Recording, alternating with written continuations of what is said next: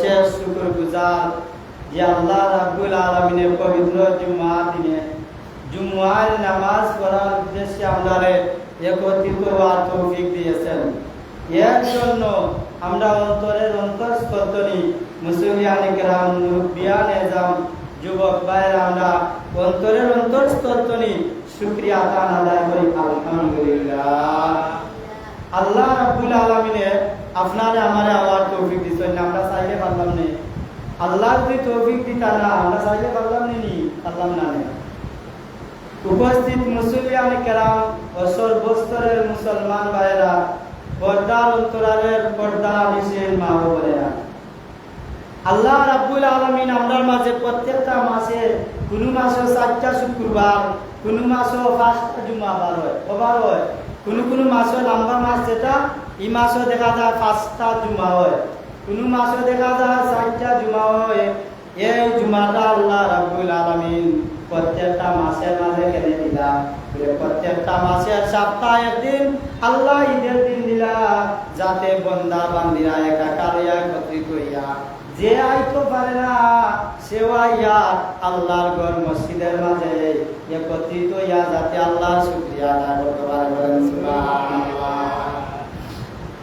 আল্লাহ রাব্বুল আলামিন বলেন, আমার বান্দা বান্দিরা, তোমরা সপ্তাহের মধ্যে এক সপ্তাহ ভরা যা গুনাহ করছো, প্রতিদিন যদি আমি আল্লাহর কাছে কও, নিশ্চয় আমি আল্লাহ তুবু ইলাল্লাহ তাওবাতান নাসুহা, তুমি যত বড় গুনাহ করো না কেন আর আমি আল্লাহর কাছে তওবা করিলাম, তাওবাতুন নাসুহা করিলাম, আমি আল্লাহ তোমার দিনের গুনাহ দিনে মাফ করে দিই। বলেন সুবহানাল্লাহ। হে আমার বান্দা বান্দিরা, তোমরা তাও যদি পারো না, গুনাহ করিলিছো, শয়তানের ধোঁকায় পড়িয়া গুনাহ করছো, আমি আল্লাহ তোমার গুনাহ মাফ করবার লাগি সপ্তাহে একটা দিন দিলাম। এই দিনটারে আমি আল্লাহ সপ্তাহে ঈদের দিন বানাই দিলাম। ঈদের দিন ও কারণে হইল যে ঈদের দিন কোনো মানুষের পিছনে গুনাহ থাকে না। বলেন সুবহানাল্লাহ। আল্লাহ রাব্বুল আলামিন বলেন, আমার বান্দা বান্দিরা, এক সপ্তাহ বড় গুনাহ করলাই, মাফ চাইলাই, মাফ পাইলাই না।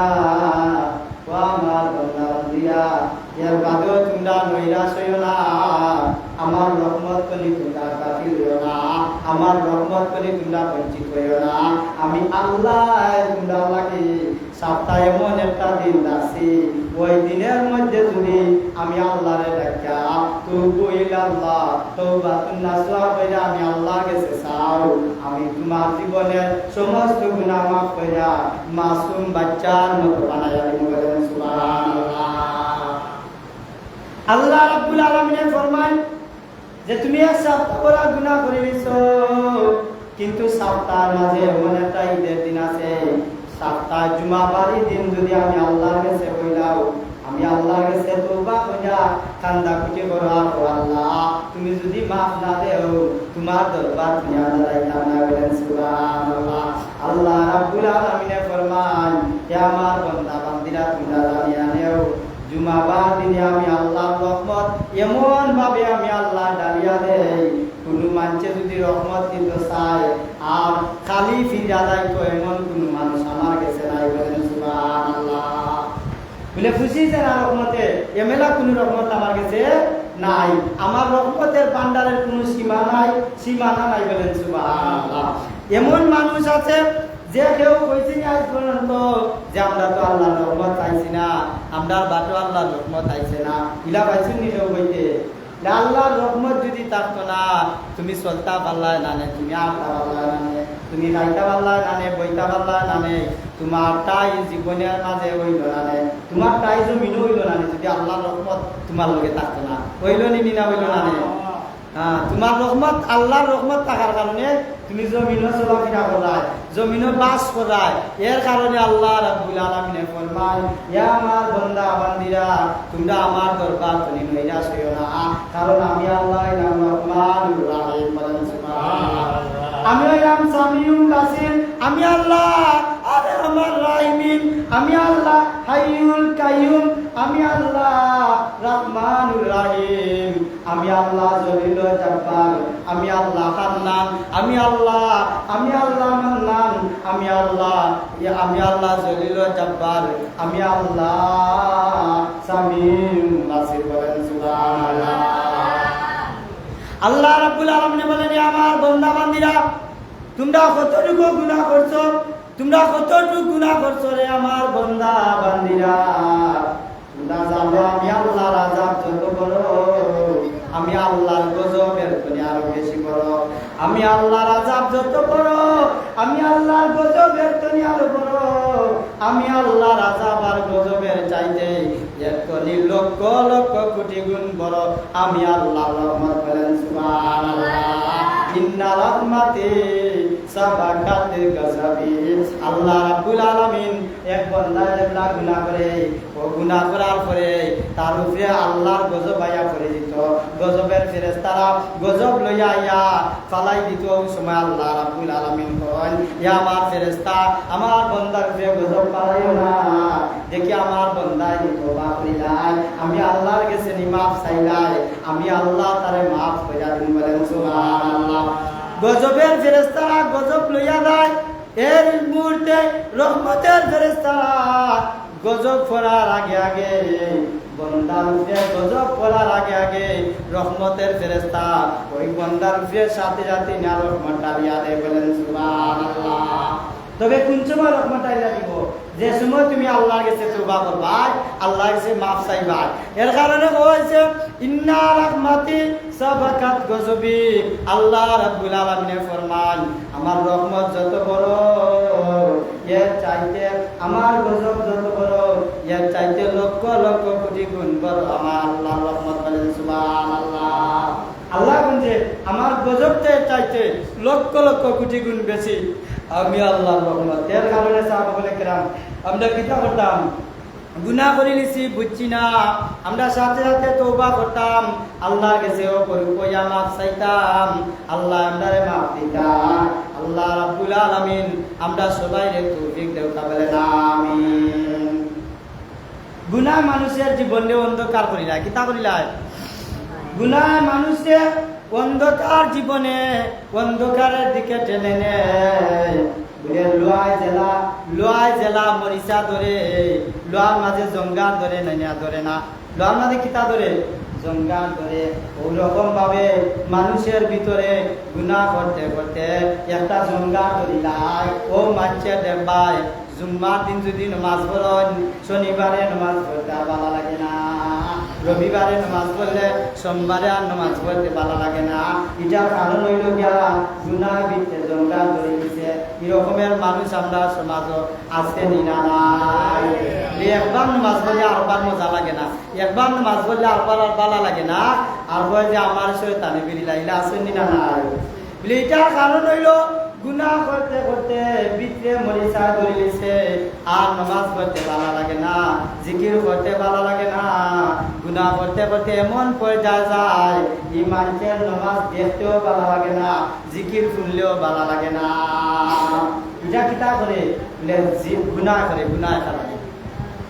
মরিচা যে সময় লোহার মাঝে, যেমন তার মাঝে যে সময় জঙ্গা ধরিলায়, ওকা সাইন দেখতে আর ভালো লাগেনি, বালা জিনিস আর কাটতে পারবো নি, বলে কাটতে পারতো না। এখানে তার নিজেও বালা নাই, নিজে বেমারি, অসুস্থ থাকার কারণে আরেকজনের সেবা দিতে পারে না। তদ্রুপ ভাবে গুনাহ যে করে তার ভিতরে হইল গিয়া বেমার, সে হইল বেমারি। বেমারি মানছে আর কেউ সেবা করতে পারেনি, সুতরাং সে আল্লাহ কামা করতে পারে না, বালা কামও করতে পারে না। এমন ভাবে গুনাহ করতে করতে ভিতরে বাহিরে অন্ধকার হয়ে যায়। আর খালি দেখবা নামাজের কথা কইলেও আটকারি ধরে ধরে নিনা ধরে না, তোমার নামাজ তুমি পড়ো কি আসেনি না নাই? এরকমের মানুষ আমরা সমাজও আসেনি। বলে গুনাহ করতে করতে অন্তরে আর ভিতরে বাইরে গা গালা হয়েছে, অন্ধকার হয়ে গেছে, ময়লা লাগিয়েছে। এর কারণে বালা জিনিস দেখতে ভালো লাগে না। আল্লাহ রাব্বুল আলামিন ফরমান, ও আমার বান্দা বান্দীরা, তুমি যত গুনাহ করো না কেন, তোমার যত গুনাহ হয় না কেন, তোমার গুনাহ চাইতে লক্ষ লক্ষ কোটি গুণ দয়া আমি আল্লাহ। বলেন সুবহানাল্লাহ। আমি আল্লাহ তোমার গুনাহ লাগে আমি আল্লাহর কাছে মাফ চাও, আমি আল্লাহ তোমার গুনাহে মাফ করে দিই। বলেন সুবহানাল্লাহ। যে আমরা আলোচনা সাপেক্ষে আলোচনার ধারাবাহিক অনুযায়ী আমরা আলোচনা করছিলাম যে ফেরাউন আর মুসা আলাইহিস সালাম করছিলাম নি। মুসা আলাইহিস সালাম ফেরাউনের গড় জ্ঞাতান লালিত পালিত হইলা আসিয়ার মাধ্যমে কি হইলা লালিত পালিত হইয়া ফেরাউন যে একদিন মুসা আলাইহিস সালাম রে দিত মায়া কত মায়া দিত গিয়া লাগছে। ওই সময় আর টানাইয়া মুসা আলাইহিস সালাম ফেরাউনের গালের মাঝে তামার সঞ্চর বলেন সুবহানাল্লাহ।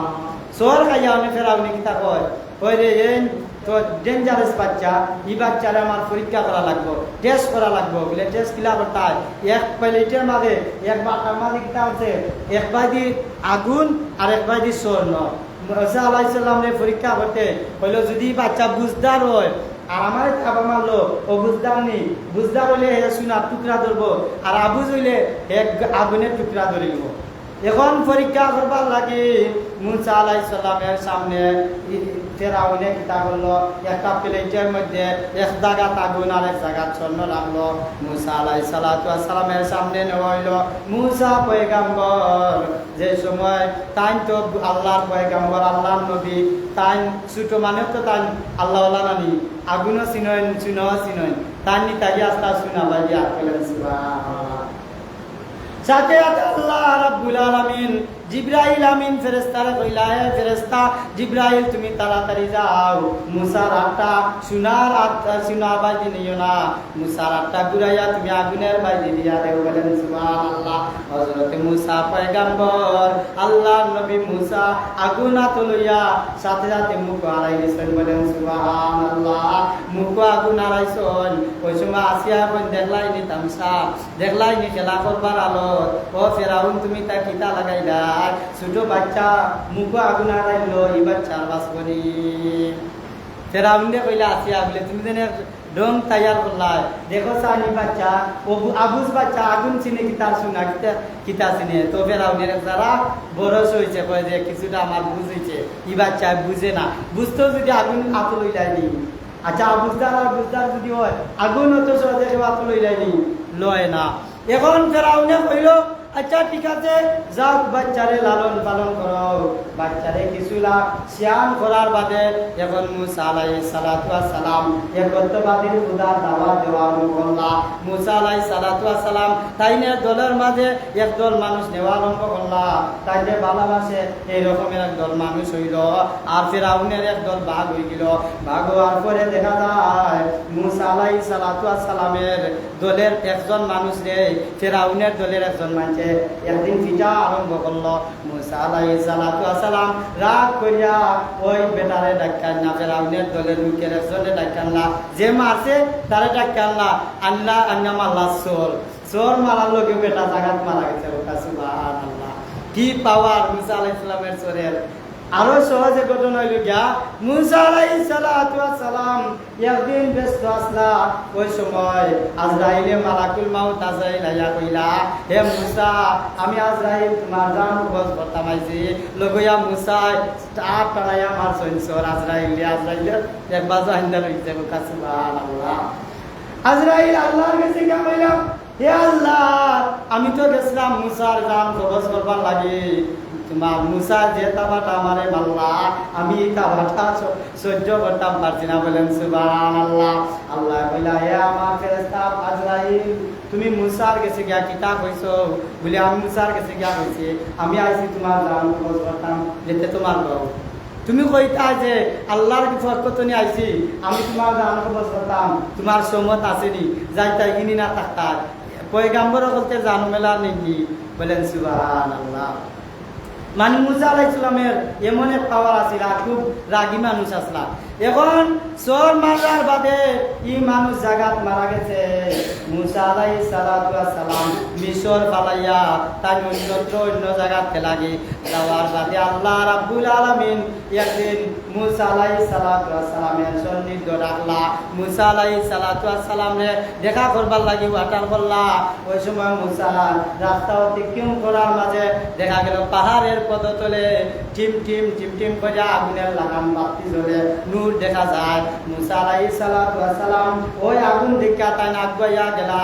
মুসা আলাইহিস সালাতু ওয়াস সালাম যে সময় তাই নই নূরের খান্দাত যাইবা আল্লাহর তরফ থেকে গাইবি আওয়াজ আইছে, হে মুসা তোমার পাওয়ের দুইখানা জুতা খুললা তুমি পাহাড়ের উপরে উঠো। ই জায়গা হইল গিয়া পাক আর পবিত্র, ই নূর হইল গিয়া আমি আল্লাহ তাআলার নূর। বলেন সুবহানাল্লাহ। আল্লাহ রাব্বুল আলামিন কইলা, হে মুসা তুমি যে জায়গার মধ্যে আইছো এই জায়গাটা রহমতের জায়গা, সুতরাং তোমার পাওয়ের জুতা খুললা লাও। মুসা আলাইহিস সালাতু ওয়াস সালাম পাওয়ের জুতা খুললা আল্লাহর সাথে কথা কওয়া আরম্ভ করলা। আল্লাহ রাব্বুল আলামিন কইলা, হে আমার মুসা তোমার ওহী নাযিল হইল, আমি কিতাব হই তুমি ওগুলা মন দিয়া শুনো আর আমার কথা শ্রবণ করো। আল্লাহ রাব্বুল আলামিন হযরতে মুসা আলাইহিস সালাতু ওয়াস সালামে কইলা, হে মুসা যাও তুমি গিয়া ফিরআউনের কাছে আমি আল্লাহর একত্ববাদের দাওয়াত তুমি পৌঁছায়া দাও। বলেন সুবহানাল্লাহ। আল্লাহ রাব্বুল আলামিনে কইলা, হে মুসা যাও ফেরাউন্ডে গিয়া তুমি আমি আল্লাহর দাওয়াত দেও, একত্ববাদী খুদার দাওয়াত দেও। ফেরাউন তো অধঃপতনে যান, ফেরাউন তো এমন এক পর্যায়ে গেছে, ফেরাউনের অন্ধকারে তুমি একত্ববাদী খুদার দাওয়াত দিয়া আলোকিত করো। বলেন সুবহানাল্লাহ। আল্লাহ রাব্বুল আলামিন কুরআনুল কারীমের মধ্যে বলেন, ফাকালা আনা রাব্বুকুমুল আলা। আল্লাহ রাব্বুল আলামিন বলেন কুরআনুল কারীমের মধ্যে, কালু তিলকা ইজান কাররাতুন তাসিরা।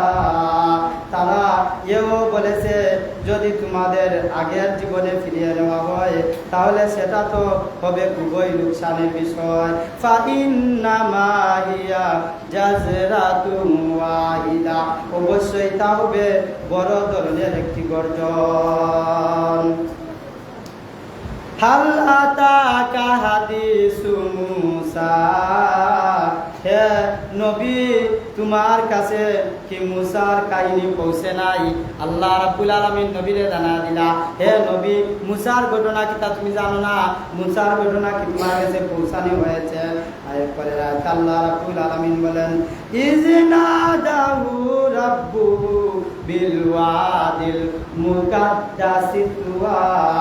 তাকে যখন তার মালিক পবিত্র তুয়ার কোঠায় ডেকে বলেছিলেন, ইজহাব ইলা ফিরআউনা ইন্নাহু তাগা, যাও ফিরআউনের কাছে, কারণ সে তার মালিকের বিদ্রোহ করেছে। মুসারে ডাকিয়া নিয়া কইলা, যাও তুমি ফিরআউনের কাছে গিয়া তুমি মালিকের বিদ্রোহ করে তারে তুমি একত্ববাদী খুদার দাওয়াত দাও। কিতা কইলা?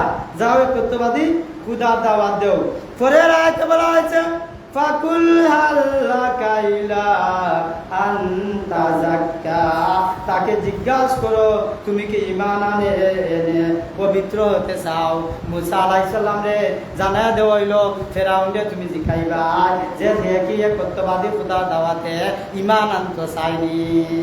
বলেন সুবহানাল্লাহ। তা কইছে যাও তুমি দাওয়াত দেও আর ফিরআউনকে জিজ্ঞাও যে একত্ববাদী খুদার দাওয়াত সে মানেনি, একত্ববাদী খুদার দাওয়াতে দিনের পথ আইতো, অন্ধকার পথ বাদ দিত নি। অপর আয়াতে বলা হয়েছে, ওয়া আহদিয়াকা ইলা রাব্বিকা ফাতাখশা, তাকে এও বলেও আমি তোমাকে তোমার মালিকের কাছে পৌঁছার একটা পথ দেখাতে পারি, এতে তুমি হয়তো তাকে ভয় করবে। বলেন সুবহানাল্লাহ।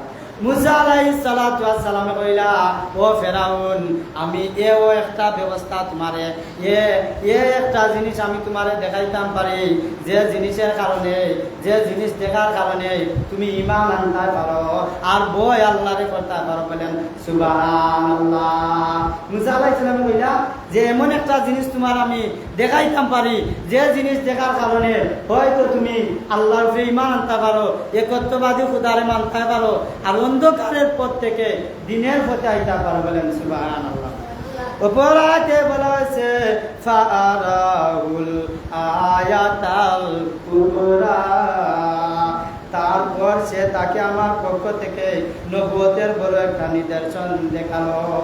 আল্লাহ কইলা আল্লাহর পক্ষ থেকে এরপরে মুসা আলাইহিস সালাতু ওয়াস সালামে একটা বড় নিদর্শন দেখানো আরম্ভ করলা।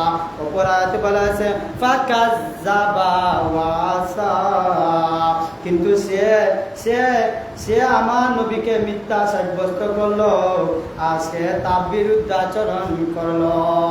মুসা আলাইহিস সালামে যে এটা দেখাইলা সে মিথ্যা আরম্ভ করলো, মিথ্যা কইলো আর বিরোধিতা করলো মুসা আলাইহিস সালাম।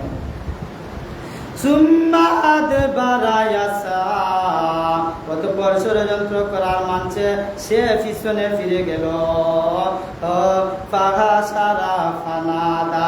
সে লোকজন জড়ো করে বলল এবং তাদের ডাক দিয়ে বলল, সে লোকজন দোলা খুঁজা বলল ফাকালা আনা রাব্বুকুমুল আলা। নাউযুবিল্লাহ। সে কইল ফাকালা আনা রাব্বুকুমুল আলা, সে দাবি করলো আমি তোমাদের রব। নাউযুবিল্লাহ।